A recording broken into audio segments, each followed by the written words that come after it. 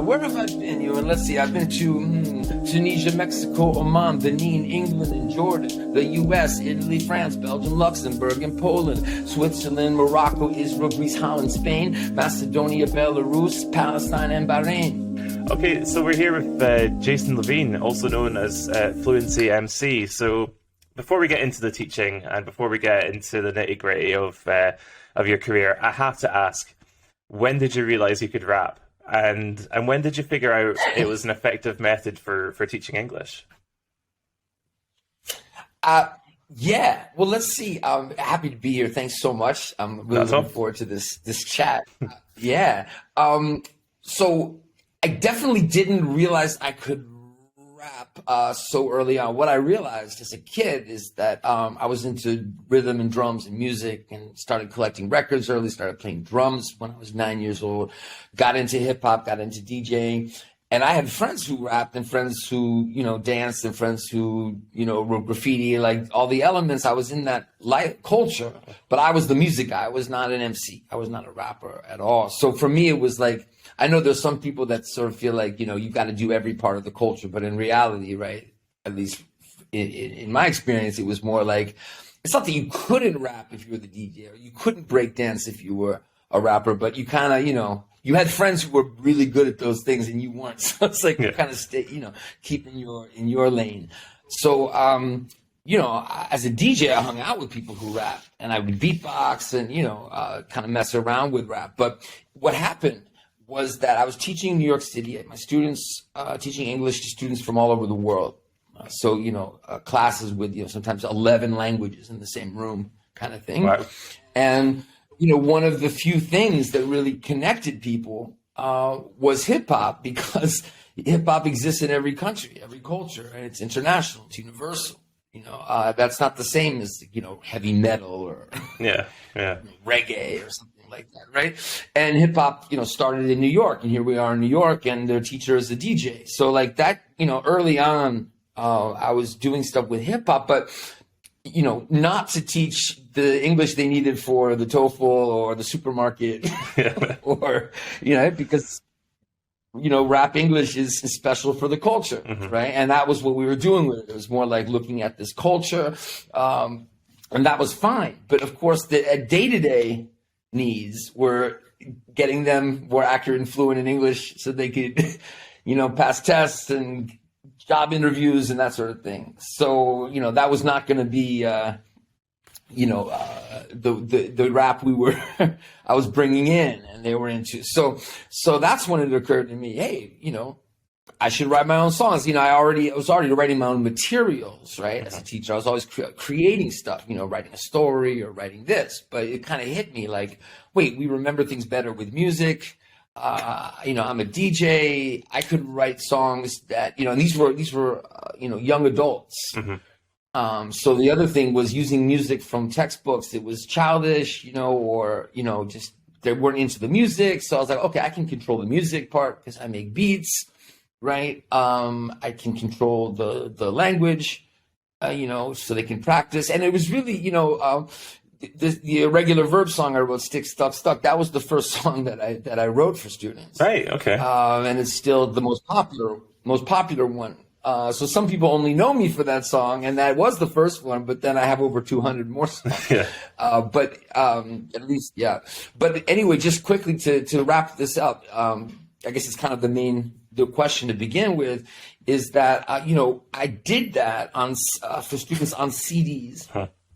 This was before new media, right? So, and it wasn't about rapping in the classroom. It wasn't about like, I'm the rapping teacher. Okay. It was kind of the flipped classroom approach where they were, right, listening to the songs, reading the lyrics outside of class, coming to class and like, oh, I can remember that irregular verb, or I remember that functional language for the activity. As opposed to if they'd studied it, right? So it wasn't me performing. I never at first performed live. It took, that video that some people know me for was 2011. I wrote the song in 2007. Right. So for 40 years, and I had a bunch of other songs, I never performed anything. Right. I was nervous to perform. Wow. I wasn't a rapper. Back to your original question, I didn't feel like I'm a rapper. I'm a DJ, and I'm kind of doing this thing. But then with YouTube, when that video became popular, I kind of got more comfortable and more confident from the feedback I was getting, not just from my students, but students around the world and teachers around the world. Mm-hmm. It's fascinating, and we will get to the irregular verbs rap. I mean, I had to ask some questions about that. Okay. You touched on New York there, and obviously America being the mecca of hip hop. You know, where it all began. And we'll get on to favorite rappers in a little bit because I have to ask you about that. But Cool. yeah, I also used to DJ. I used to run a hip hop night myself, so we've got that in common at least. But we need to talk more then after this too. Definitely, yeah, definitely.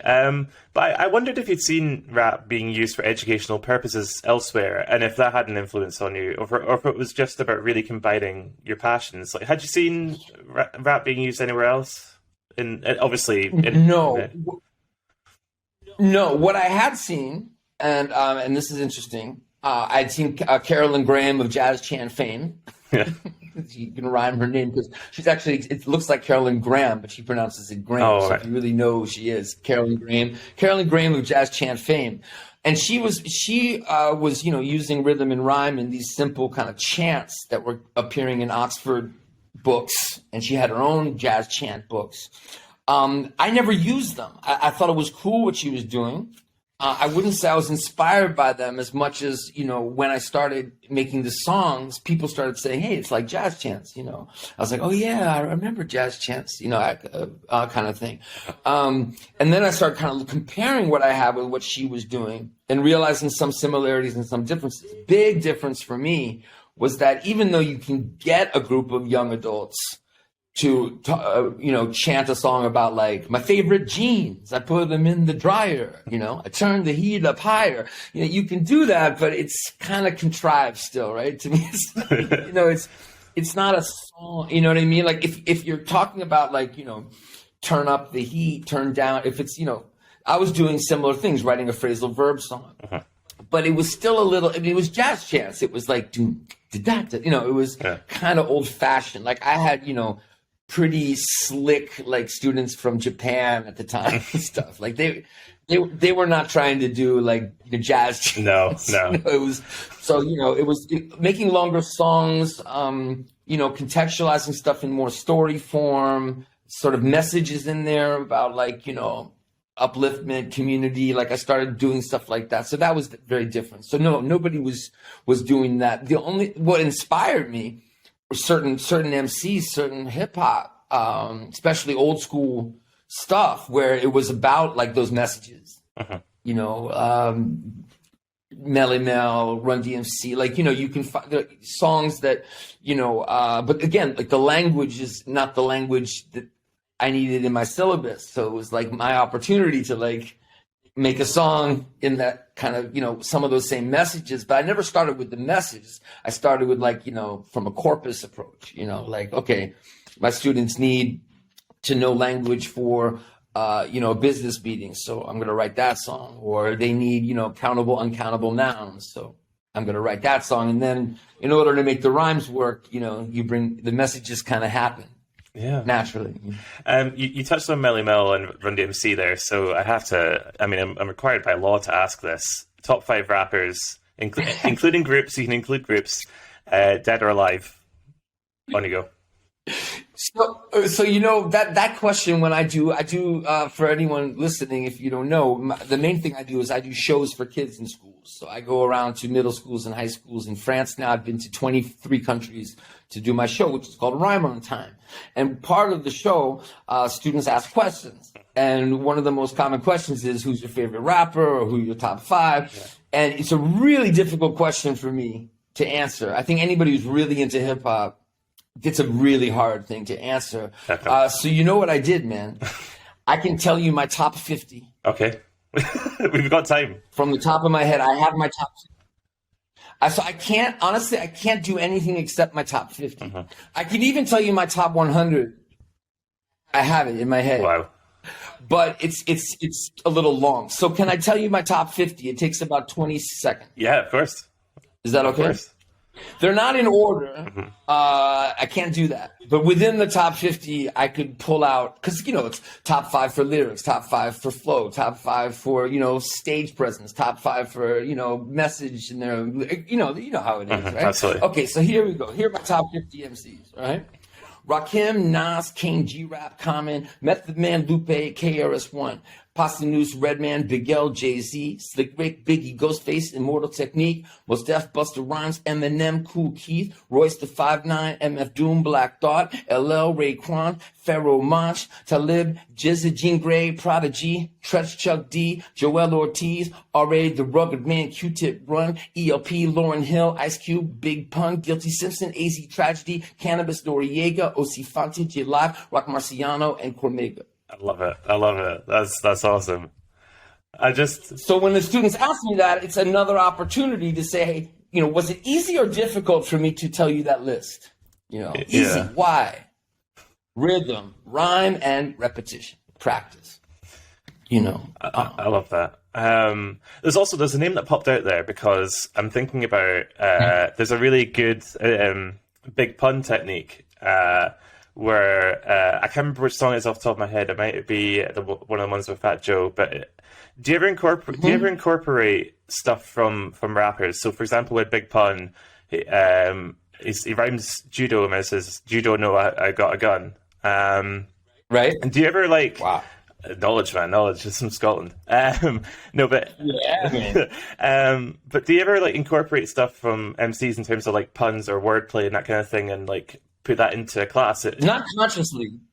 Not consciously. I mean, I imagine someone like you, with the knowledge you have, there's certain songs I have where if you looked at the wordplay and looked at the rhyme scheme, you might be like, "Oh wow," But it's definitely not conscious. I can say it's more rhyme scheme. I can tell you myself. I mean, it's still very subjective, but I could probably try to be objective, look at my stuff, and say, okay, this MC, this MC, this MC. Or if you looked at it, you'd probably say I'd agree with you. Not copying per se, but yeah. I don't know. It's a good question. I never thought about that, but I don't think, definitely not consciously. I guess these things they've got to filter through. So let's talk about your first big hit then. So the Irregular Verbs rap. As you say, that was your earliest one. So did you expect it to take off the way it did? And was it like amassing that many views on YouTube with something educational specifically? Because a lot of stuff that goes viral on YouTube is okay, it's funny or whatever, but it doesn't really have much value outside of the video. But this was something educational. It got hundreds of thousands of hits. What's that feeling like? Well, first of all, it's gotten millions of hits. So I got to talk to you about that. Yeah. But the things you have to remember, in 2011, February, beginning of that year, the idea of something taking off on YouTube was still new in general, sure. Let alone for a song or an educational song, or it was still, this kind of thing. You'd think only somebody big media would have a lot of views for something. So yeah, of course it surprised me completely. I mean, I was still learning about what YouTube was. Yeah. I was kind of late in the game because at that time it's I wasn't young enough and I wasn't a tech person. So it's I found out about Facebook, kind of what's this thing? It was the college kids I was teaching when Facebook came to universities and YouTube, So I definitely, I had the oldest kind of portable phone, the oldest computer. I was late in the game. So a student was like, hey, we got to record this for YouTube. I don't think that's not when I heard about YouTube. But it was definitely, I wasn't the one let's make a video and an account, the students saying, come on, this is so great, this song. So yeah, it was a big surprise. Also I basically found out about Facebook as a way to reach teachers and students also through that, because somebody commented on the video from Morocco, a teacher. She said, you got to join my Facebook group because there are all these teachers in Morocco talking about your video. Oh, wow. What? So I'd been a teacher trainer at that point for already a number of years. So I'm like so curious. I go on Facebook, 'cause I think Facebook is for teachers training, you know, and connecting and networking. Yeah. You know what? So I went on Facebook and you know, I made an account. There I am. They're like, oh my God, it's him, you know. So then there was like teachers saying, oh, we like this, but could you make a song about that? You know. So this was before that. I was just in my classroom. You know, so this was everything happened at once as far as realizing that, you know, there's this world out there we can connect to through with English language teaching. That's not just like going abroad to teach or something. You know, it's like my stuff can reach teachers and students elsewhere. But just real quickly about this song, you know, I was surprised at how many views it got. But then on my channel, it got 9 million.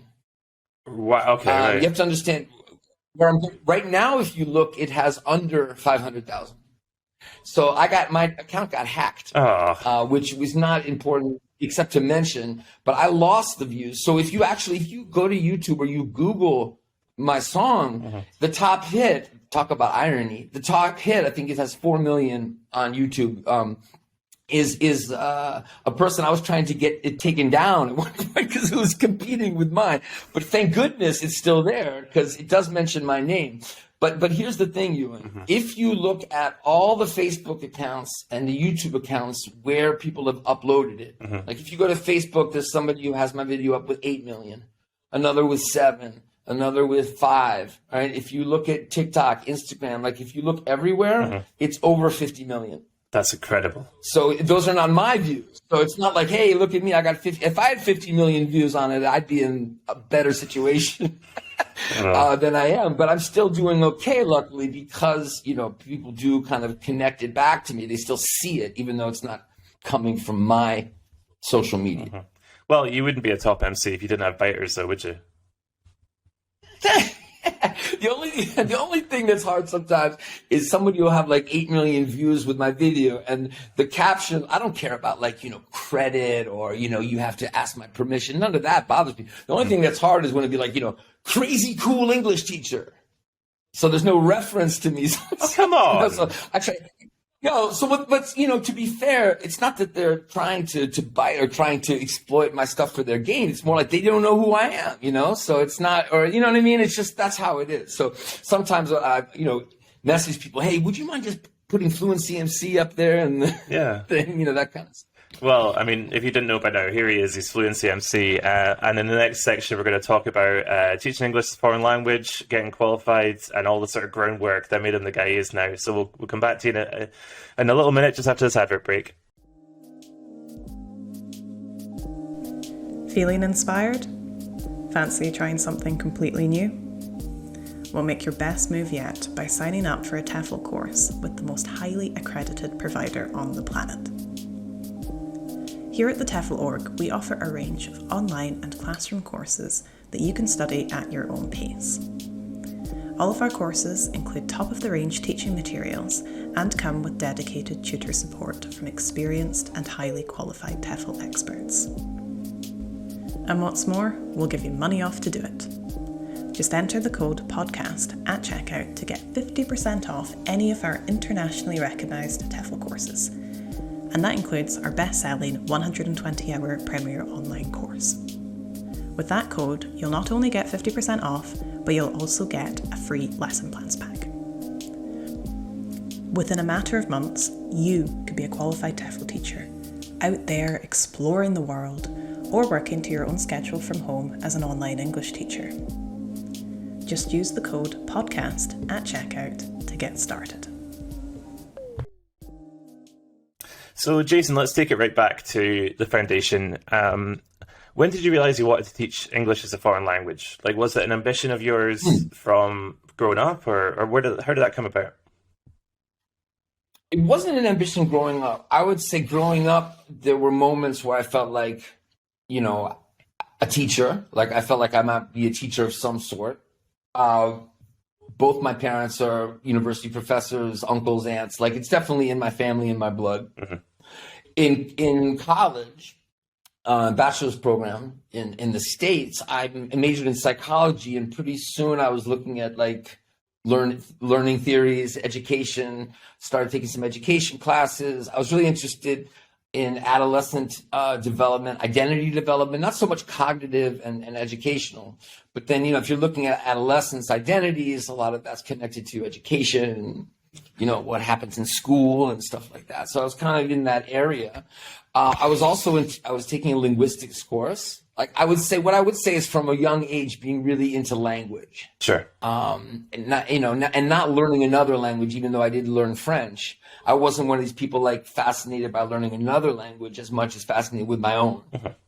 So I was always playing around with words, and that's, writing. I didn't write songs, but I definitely I loved rhymes, riddles, limericks, things like that, and I love music and I love rap. I mean, I got into rap in 1982 when I was 12 years old, and then never looked back kind of thing. So I was definitely into wordplay and rap and language, definitely language. And then the linguistics class was part of it. But then when I graduated, I worked in the music business. I was thinking, should I go to graduate school in psychology, like a doctoral program in developmental psychology? That was one idea. And the other idea was the music business. So I was DJing, and like a lot of people thinking because I'm so into music, and this mainly hip hop music, and I know a lot about it, maybe I'd like to work in it.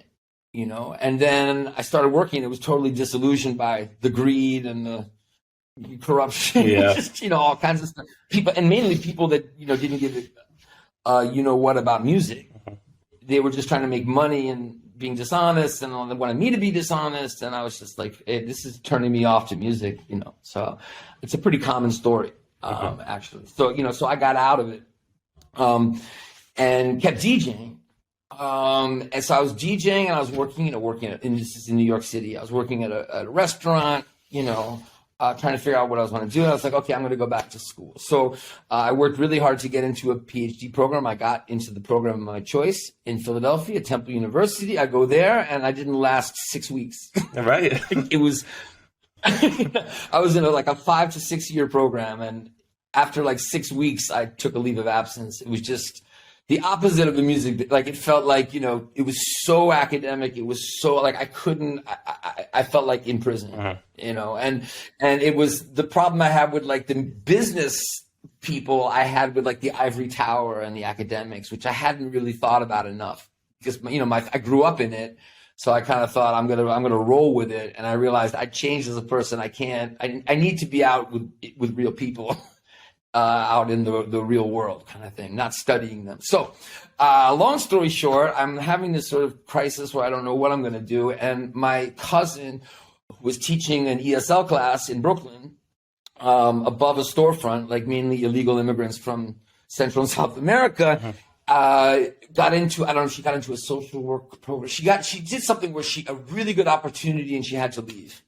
Right. She couldn't teach it, but she really loved the students. She loved all about it. So she said, hey, would you want to do it? And I was so excited because I'd never thought about it. But all of a sudden I'm like, oh my God, kind of teaching, linguistics, English. I wasn't somebody who was because I like these things, I'm going to look into teaching abroad, or because I'm into these things, I'm going to think about, even being a teacher. So it's kind of I mentioned before, I had moments where I felt like I could be a teacher. Kind of that moment was yes, I want to try this. And I loved it. Yeah, from the second I got in there with them. I loved it. And I can tell you more about that experience or subsequent experiences. But then after that, got doing different jobs in New York, different schools, different roles in ELT after that. Well, I was actually going to ask, because we always ask our guests about the first lesson that they taught. So was there a sort of crystallized moment with was there a sort of crystallized moment with a student where you just thought oh, hey, I can do this? Or was it sort of a general kind of, just the whole experience just made you feel really energized, or how did that work for you? Yeah, definitely that. I'm not sure there was a specific moment. There were a lot of moments. It was just, the combination of what I was getting into, in terms of linguistics on one hand, and helping these people who were, having a tough time in New York, trying to make ends meet, to the idea of okay, here's this textbook that was terrible. The school was run by a couple of people from Ecuador who were, making a great effort, but they were business people, not curriculum developers. Yeah. So like they kind of made their own materials, and they were pretty bad. So it was also like, hey, I can make some materials. So then I'm creating, I'm always creating stuff, So, what I was doing in the music business or what I was doing with the psychology, I was always like trying to, always creating materials and ideas. That was nothing new. But it was like, okay, I can do this right now for these people, not for somebody, reading a journal article about psychology. This is the problem I had with that, and not writing up like I was working at Nervous Records when Black Moon was actually leaving Nervous, but Mad Lion had just come on, and Nervous was a dance label. Mm-hmm. You probably know about Nervous Records. It sounds like you got a lot of knowledge, but that I was writing. Sorry? I know a little bit, not enough to. A little bit, yeah. I mean, their New York house label is the main thing, but they had a small hip hop division. They were making like records with like for DJ breaks and stuff. Like anyway, so there was some stuff like that. But I was working doing publicity. So writing up a press release about a Black Moon compilation or whatever, and using my skills as a writer with language. But it was like, this is not what I want to do. So anyway, I'm with these students in this ESL class, and it's like, yeah, all the elements kind of came together for me. Mm-hmm. Amazing. So it's hard to kind of know where to go from there because there's so much in there. There was one thing I really, really wanted to talk about, amongst a million things I really want to talk about. Tell me about the English workout method for people who aren't aware of it. Okay. Yeah. So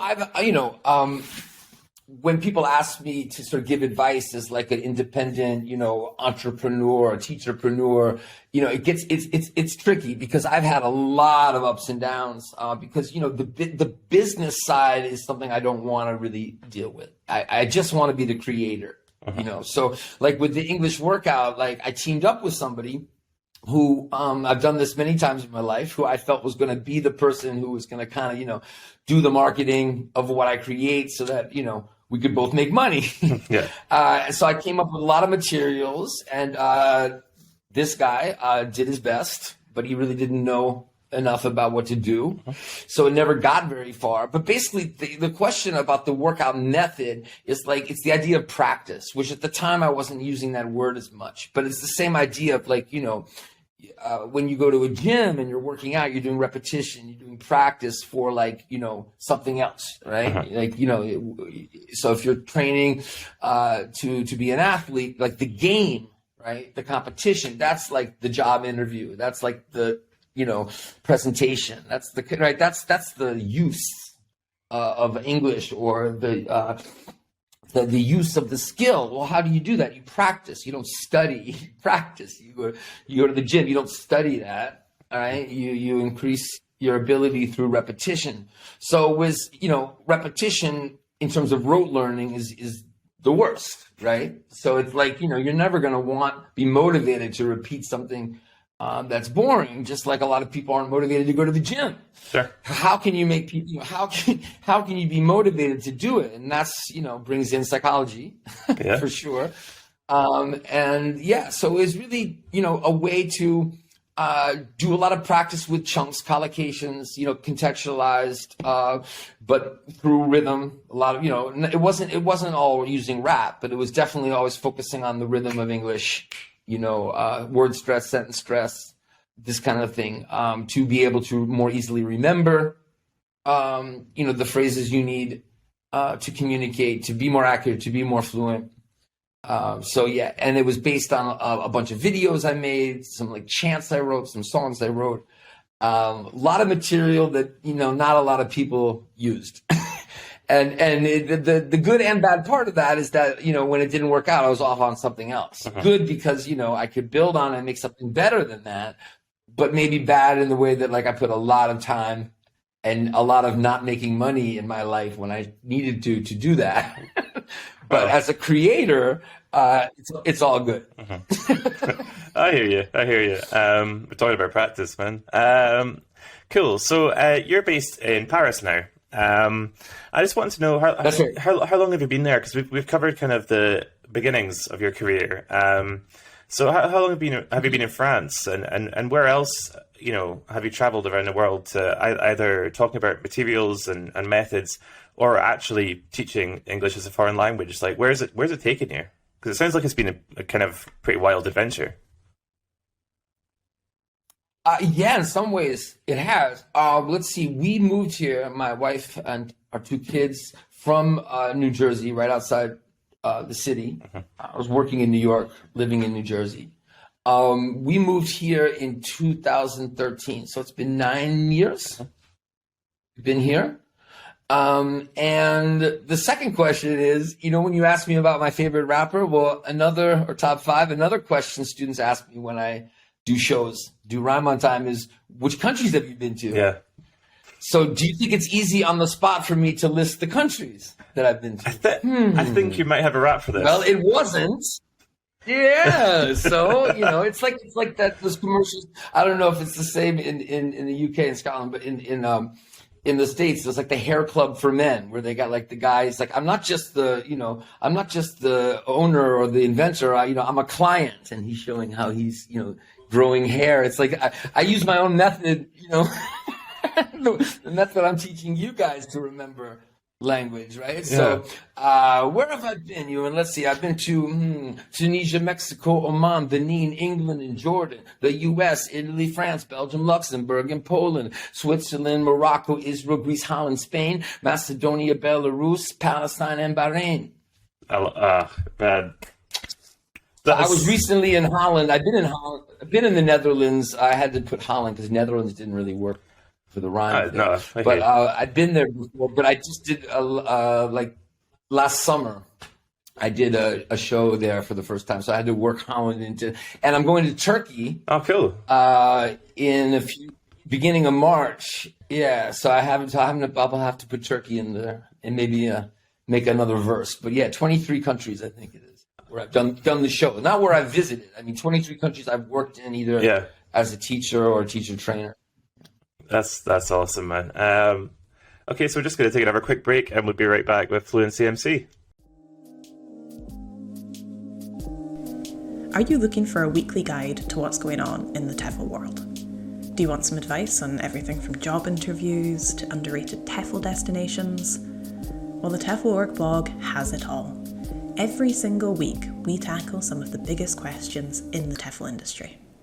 Stay up to date with the latest trends in English teaching, find tips to make your next job application your best yet, or get inspired and read about the experiences of TEFL.org graduates teaching all around the world.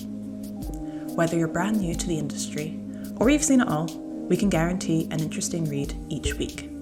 To find out more, go to tefl.org/blog. That's TEFL.org/blog. So one of the key things we talk about in this podcast series is making a name for yourself as a teacher, and you've very, very clearly done that. But I want to know about the groundwork. So let's go back to when your students are saying, oh, we need to film this tune, we need to put this on YouTube. And then it became about maintaining an audience. So how much work did it take to sort of figure out what your strategy was going to be when the Irregular Verbs track like really took off?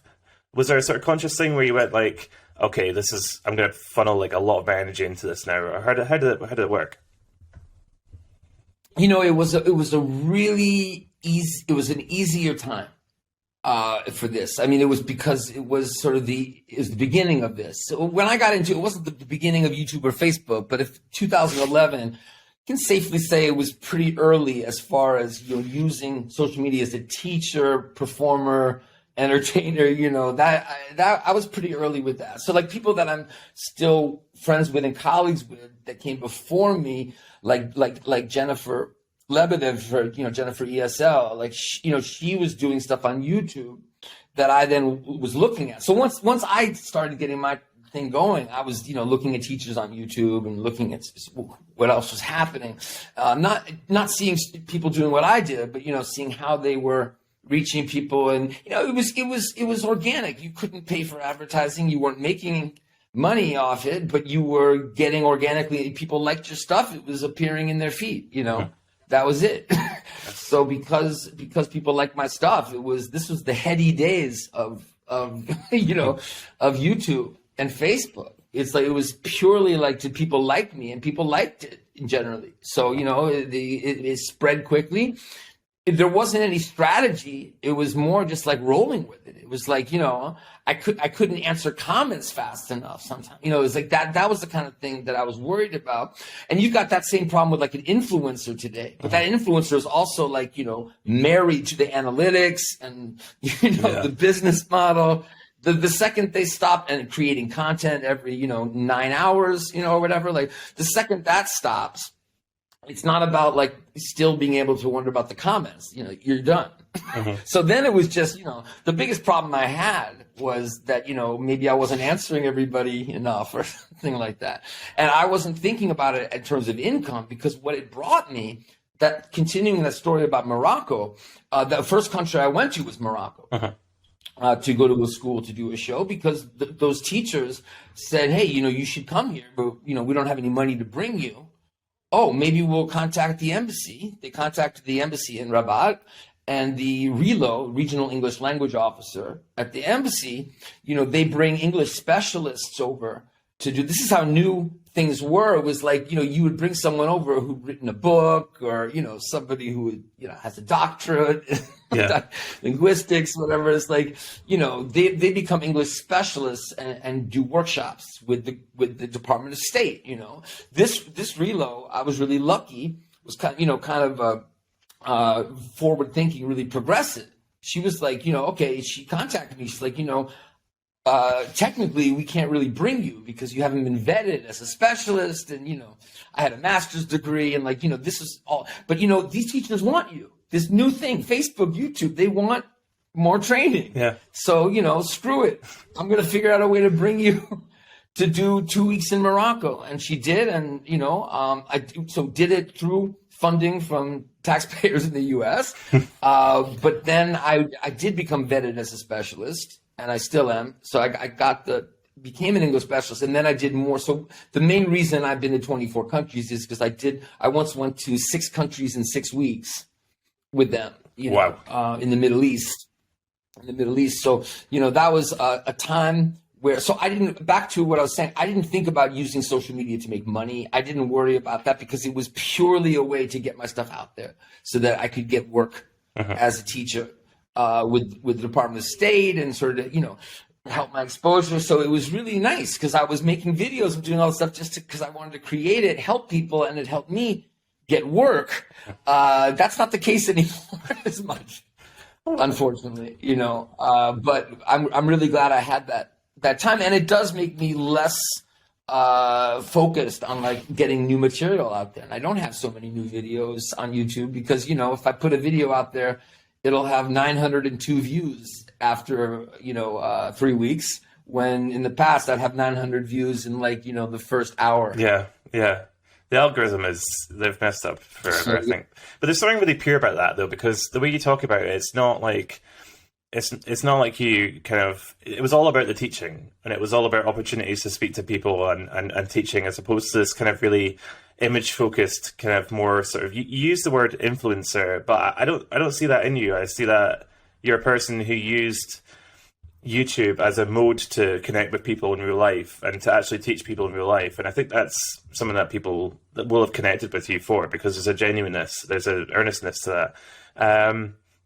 And so as we talk about influences, we talk about newer media, you have a strong online presence in general. How useful are things like Instagram and TikTok, the sort of the newer video kind of platforms? Like, how do they compare to what you've used in the past? And do you think they're a good tool for teachers in general, or is it too broad to say? I absolutely think they are. If you use them, the story that I hear, in a way that it helps students more, this is the really good thing, is the same story that I hear from people who have, like, you know, 500,000 followers on Instagram and TikTok. Now, there are some influencers that go a different route, but the people that I'm close to that are, you know, usually much younger than me and have a big presence on the newer media, not so much YouTube, sometimes YouTube too, but definitely not Facebook, right? It's Instagram, TikTok. often their story, maybe you've heard it before, is they started on Instagram, TikTok less so, but Instagram as a way to share stuff with their students, the way that I did, with YouTube and Facebook. They didn't get on Instagram as a teacher to be this, online person making money. And then, so what they were doing, they just were really talented. There were other people who weren't as much, right? And they didn't do as well, and I'm not friends with them, right? But like the people that I know, they started with like, their students following them. They never had an ambition to do anything bigger. And then gradually people liked it, learned from it, blah, blah, blah, blah. And I think the biggest difference is some of them kind of got trapped because they got so popular, they had to keep putting stuff on. I know people that I feel like, part of them wishes that they weren't in the situation they are, because there's a lot more pressure to produce content and get it out there. At the same time, those people are doing a valuable service, because there are, just like in the old days or anytime, if you're really popular and you've got really good stuff, there are people that are popular that are not so good. But in general, people that are really popular on in TikTok and Instagram for language teaching, it's because it's useful what they're doing. It's good. So that's a good thing. That's a good thing. For me, what's good about it as a teacher is, I just did shows in Brittany, Northwest France yesterday for students. And when I do a show, I do about one show a week, start between now and June. I used to do 2 or 3 a week, and I basically stay in France. But anyway, I'm bringing this up because what happens at the end of the show is I tell them how they can connect with me. So it used to be, if you like the songs, the show, you can keep practicing with me, Fluency MC, on YouTube. But it's also now Instagram and TikTok. So for what happens after the show is that I'll tell them, message me on TikTok in English. So I'll have students, saying, hi, thank you for coming to my school, so I'll chat with them there. And that's not happening on YouTube and Facebook for me. It would if I'd put in lots of work there and paid for advertising. It's just not happening in real time the same way it can happen. So that's great. So it serves the same purpose as what I started talking about. Like that helps me go back to that school. If I chat with those students, the teachers see their students are practicing English with me. They'll maybe tell another school about me, so I'll get another school, or I'll go back to that school next year. And at the same time, I'm helping those kids. They'll write like, "Oh, I never liked English before you came to my school." So I have the feeling that I had from YouTube when people would watch my videos and say, "Wow, I'm learning so much from you." It's not so much that for me as I'm learning so much from your content. It's more to keep the shows going. Sure. For now. Sure.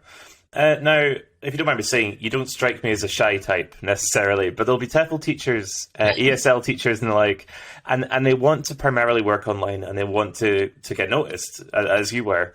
What would be your advice to someone newer to the field who's they're making attempts, they're making content, but they're just struggling to get their name out there? The first thing I would say, it's not really about the shy or not shy thing, but something I learned the hard way. And I'm so glad when I finally figured it out. It's a very basic thing. It's something I feel very strongly about, which is that, I was trying to make money online and off. Yeah. I don't think that's possible, really. I think it's possible, but it's rare. If you're independent. And I kind of feel like I should have realized that. So, the people I know that do really well online, like I don't mean just their reputation, because people look at me and might think like, oh, Jason's, killing it online. Maybe in terms of people knowing who I am, but I'm not making money online. Right. Okay. Pennies. So that's because, and when I tried, like with the weekly English workout, if I had quit everything I was doing, because I was still teaching in universities, I was still traveling and doing shows, I was doing all this stuff in real life, or in person, or whatever you want to call it. So I was trying to sort of do both. So people I know that have been really successful online with good content, good people, that's what they do. Right. They are online people. And I definitely never don't want, and never will want to just do online. And when I realized that, I realized, okay, if I'm going to do both, my money is going to have to be offline, because digital marketing, making money online, it's a full-time thing, in my opinion. It's very rare. If you're doing both, maybe you've got a team. You're working, you're doing something beyond just yourself. But if you're trying to be like an online person, really being successful, again, not just your presence, but actually income, building a business, building something like that. So I think it's pretty hard to do that and teach or do anything else. That's just my experience. So I think that's important. I mean, I think it's possible, but I think it's rare. So I think that's an important thing to decide. For me, it was kind of freeing, because it was like, okay, I'm going to keep using YouTube and Facebook and my website, but I don't have to keep stressing about how I'm going to, make enough money from those things to quit what I'm doing over here. Sure. Or have this dream that I think is, impossible of doing both, having both like kind of churning along. I mean, I can still sort of imagine, and people say all the time, well, you're doing these shows in schools, students love you. They should be, subscribing to your online, programs or whatever. It seems like it'd be pretty easy to do. I don't think it is, because I think it really requires a lot of work. Sure. The online part of it. I mean, if you can stop your life, if somebody gives you a grant of, 20 grand, that'd be good. There are things, there are ways it could happen. But I think for the average teacher, a passionate teacher who's out there still teaching, it's tough. So my advice would be what I've seen other teachers doing, again, younger and more successful than me, which is, start Instagram for your students. Just like when I put my YouTube out, if you're a teacher out there, unless you're one of those people who's like, I want to commit to being an online person. I love online. I just want to be online. That's a different story. And I'm not the best person to talk to about that. But if you're using Instagram, for example, to help your group of students and it grows naturally, then that would be something to think about. But if you don't do it that way, then it's about committing to digital marketing and a lot of work, and pretty hard to do that while you have a day job as a teacher. Sure.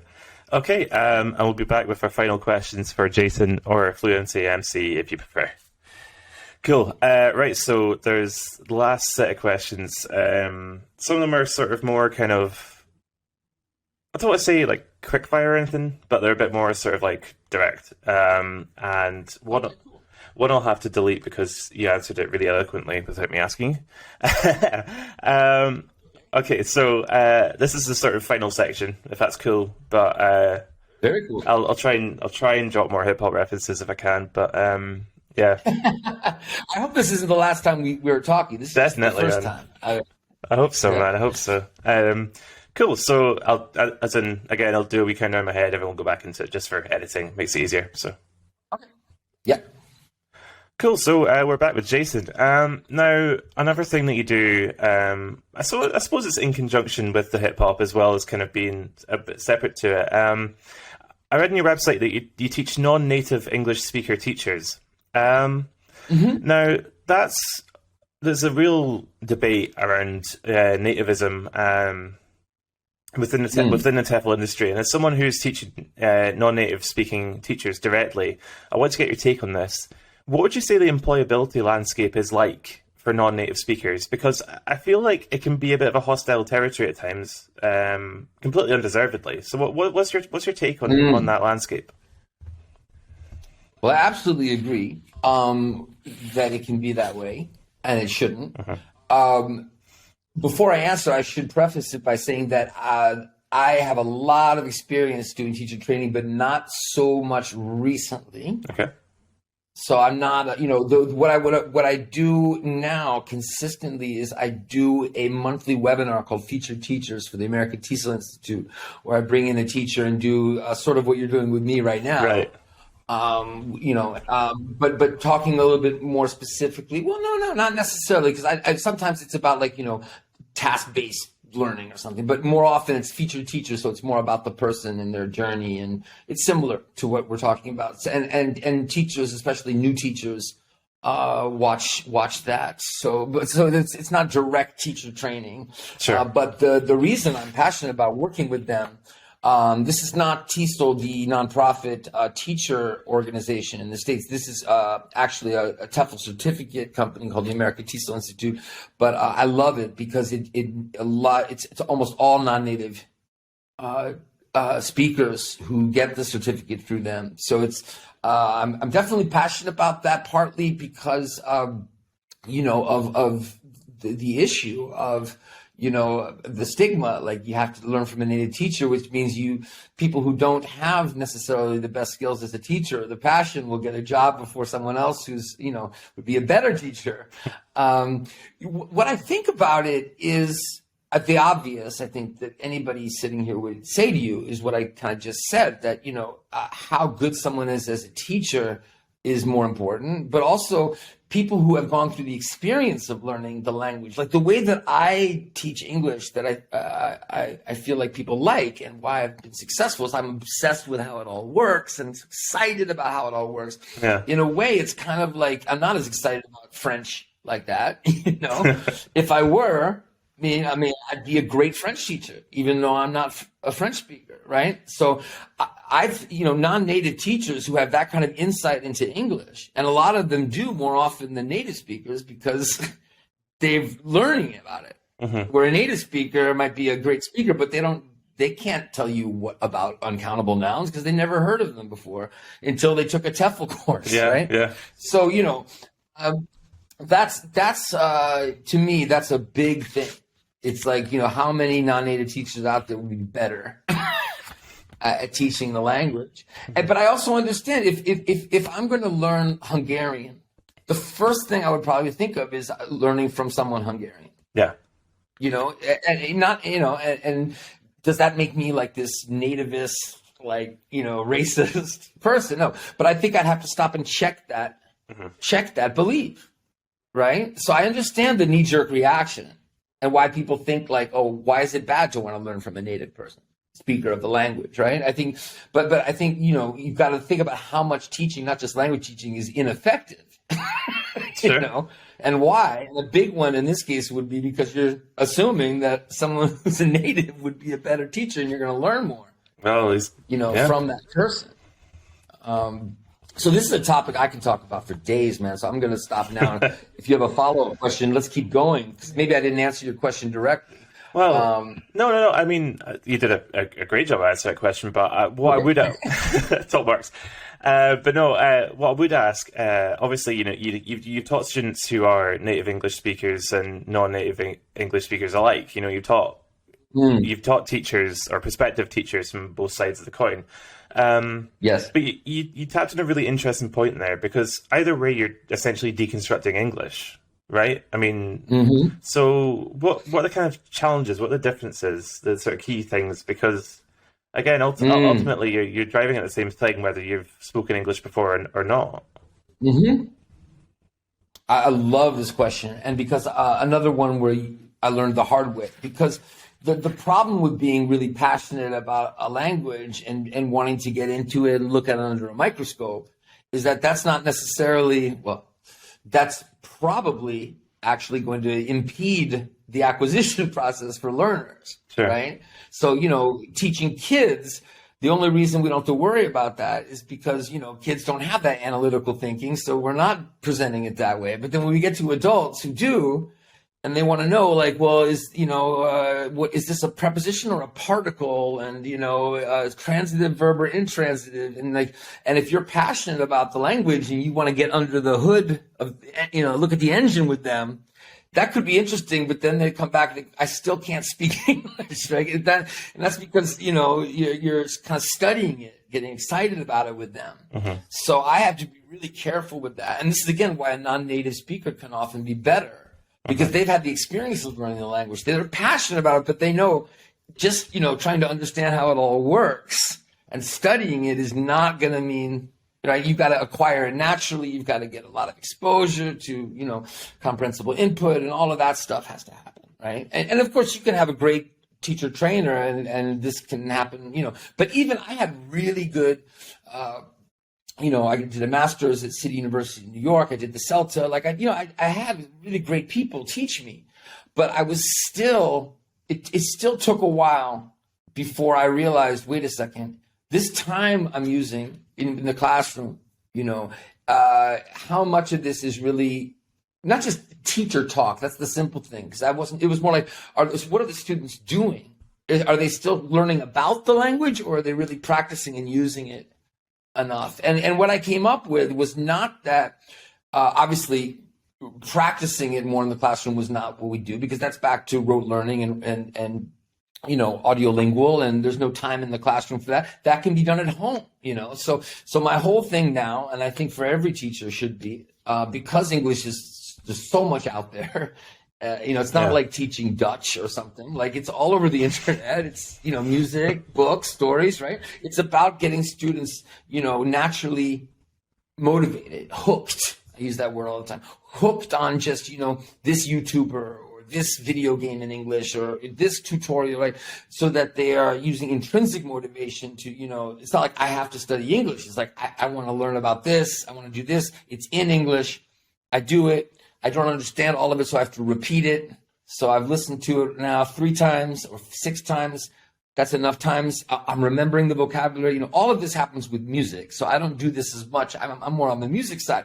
But whatever it is, that's happening outside of the classroom. So the classroom is about communicative exercises. And when people say, like, are you the rapping teacher in the classroom? It's always funny to me, because what I do in the classroom is similar to what everybody does.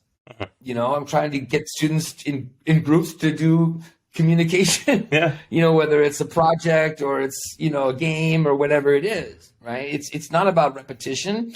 It's not about studying, and it's not about my explanations, right? So, what is missing is, if they don't get enough exposure to that target language for that activity, then they're going to be translating, looking in the book. It's going to be boring. They're not going to like it. So that's the flip model. So that's the outside of class, what are they doing? And obviously the ideal thing is they're doing something fun that they just like to do. Not that, I have to do this in order to succeed in the communicative activity tomorrow.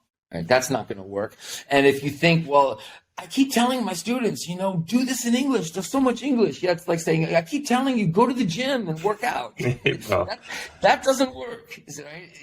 So you've got to be, it's indirect. How does it happen? And usually and that's what my teacher training now is basically all about. It's not about, because I meet teachers all the time with great lessons and great approaches. That's not the problem. It's that they have 3 hours a week with students, or 4 hours a week. Students aren't getting English outside of class. So how are they, right? So it's about how can students get hooked on songs, on games outside of class, so that they're getting enough exposure to the language. So when they come, this great activity you have, even a boring one in the book, they still like it because they've got more English and they're able to do it. That's so cool, man. That's so cool. So no pun intended, but I know we need to wrap this up because your time's very valuable. I understand that. So every week with each guest, we ask them about a piece of advice they wish they'd been given and a piece of advice that they would give. So I'll start you off with the first one. What advice do you wish you'd received before launching into your teaching career and providing learning materials? What's the one thing you wish someone had said to you before you kind of got into what you're doing now? Before I got into it? Sure. Yeah. I guess I would say, yeah, I mean, I feel like I've learned a lot of those. I guess a lot of things I've learned, just it would have been nicer to know them earlier. So maybe the best one would be, don't be afraid to get your stuff out there, even if it's unfinished, to get feedback. Like, don't feel like it has to be perfect to get it out there. And that's especially more true now with new media. At the time, there wasn't that. But I feel like I had stuff I created that I didn't really show people because I didn't feel sure about it. But looking back, feedback on it would have helped me develop it and make it better sooner. Sure. And to someone who wants to be a TEFL teacher, an SL teacher, ESL teacher, whatever way you want to put it, but they're having some anxieties, I suppose you could call them shook ones, if you like, about whether it's for them. I'm so sorry I had to. What advice would you give? No, man. I love it. Had to get a Mobb Deep reference in there at some point. You kept saying New York, I had Yeah. to. But yeah, what advice would you give? Probably. I know, man. I know it's sad. What advice would I give? Yeah. If someone's nervous about the industry, you know. I mean, to be completely honest, I would say this is like a whole nother thing, man. But you know, with what's happening with communication, with artificial intelligence, it's going to have to come up. It's going to come up from now on all the time. You know, there's going to be a lot more opportunity for people to communicate without necessarily themselves studying or writing something. So the future, you know, it's going to be, this might scare people even more, but it doesn't have to. No. That, you know, the future is not going to be, I feel, so much about like, you know, teaching students how to write or even teaching students how to speak another language, to be honest. So I think, you know, if you're into this for just that, it's not going to work. If you're into it to kind of, you know, how to help people, you know, make progress in their lives, how to help people with, you know, critical thinking skills and things like that, then you're going to be fine. And, you know, so my advice would be, you know, keep your mind totally open to that, because, you know, if you can't teach better than a robot, then you probably won't be teaching, kind of thing. I like that. So, you know, well, it's coming, man. Yeah. You know it's coming. So, you know, be ready to, you know, think of ways that you can exist as a human, as a teacher that's not just, you know, the person with the answer key for the exercise, because that's gonna disappear pretty quickly. Mm-hmm. I hear you, man. I hear you. So finally, we're going to have to get you back on at some stage. We're going to have to. I just insist on it. But Hey. but where can people find you? And is there anything that you want to talk about that we missed out? Something you want to tell the people? No, I don't think so. You know, you can find me just Googling my name in YouTube or on Google. Mm-hmm. Then, you know, I'm on in various places. If you want to connect with me, like, I'm happy to take an email. My email's fluencymc@gmail. Mm-hmm. But you know, I answer messages, especially on Instagram. I tend to do most of my chatting with people on Instagram. So that's Fluency MC Instagram. Yeah. So, you know, if you want to practice with the songs, then definitely YouTube. If you want to see clips of me at schools, Instagram, you can see like where I go and what I've done. There are also videos of me doing stuff live there. Excellent. Well, Jason, Fluency MC, it's been absolutely brilliant chatting to you, man. Thank you.